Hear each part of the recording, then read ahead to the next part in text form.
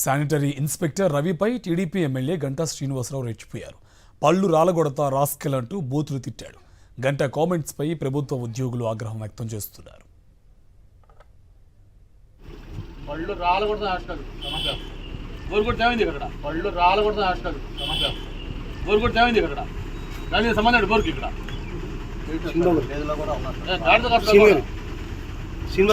గోరుగొట్టు ఎరువులు తీసారు గుర్తుచేద్దాం.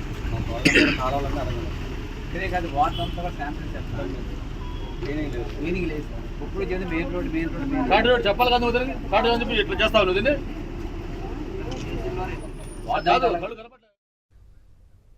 గంటా శ్రీనివాసరావు వ్యాఖ్యలపై మరింత సమాచారం మా కరెస్పాండెంట్ నాయుడు మనకి ఫోన్ లైన్లో డీటెయిల్స్ అందిస్తారు. నాయుడు, ప్రభుత్వ ఉద్యోగులపై ఒక ఎమ్మెల్యే రెచ్చిపోతున్న పరిస్థితి కనిపిస్తుంది. అలాగే టీడీపీ వాళ్ళు చాలా మంది కూడా ఇదే రకమైనటువంటి ధోరణి అవలంబిస్తున్న పరిస్థితి. డీటెయిల్స్ ఏంటి?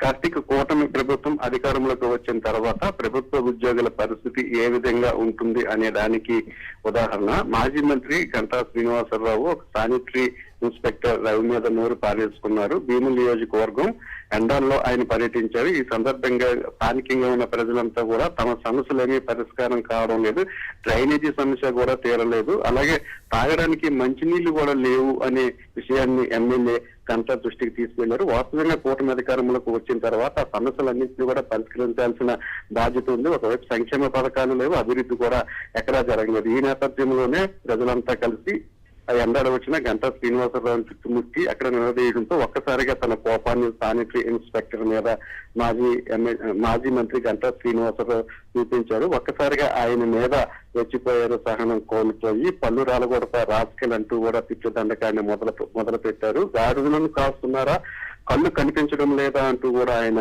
ఆయన అందరి సమక్షంలోనే ఒక్కసారిగా పెట్టడంతో ఆయన చిన్నబుచ్చుకున్నారు.